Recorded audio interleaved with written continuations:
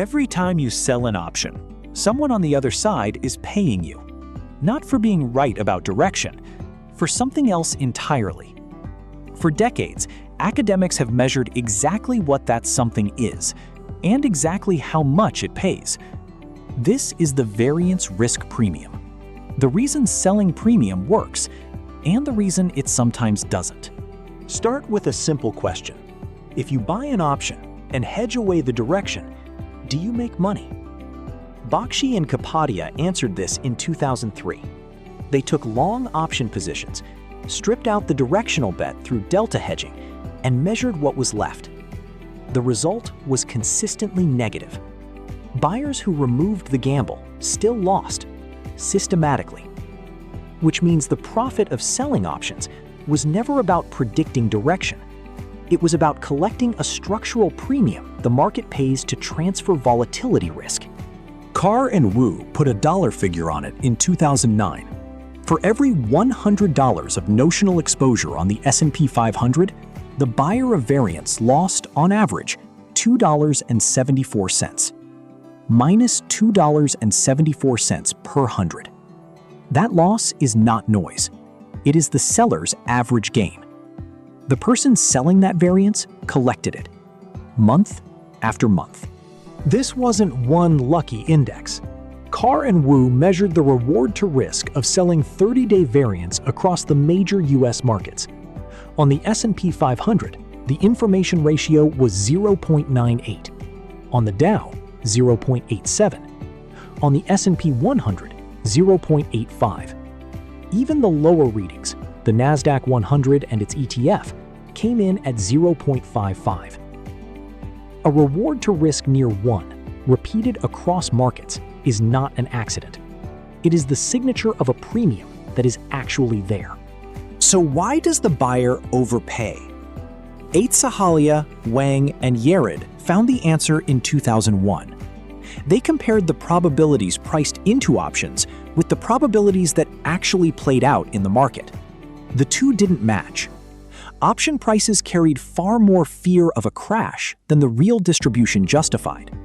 Out at the wings, the deep out-of-the-money puts, the overpricing reached as high as 70%. Sellers of those puts were collecting a panic premium. They were the insurance company, charging for a catastrophe that statistically rarely arrived. Which is also the warning. Rarely is not never. But this premium is not a constant.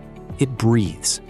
Bolerslev, Tauschen, and Zhao showed in 2009 that the gap between implied and realized variance predicts future returns, but only on the right horizon. At 1 month, the predictive power was weak, an adjusted R-squared of just 1%. At 3 months, it peaked, 6.82%.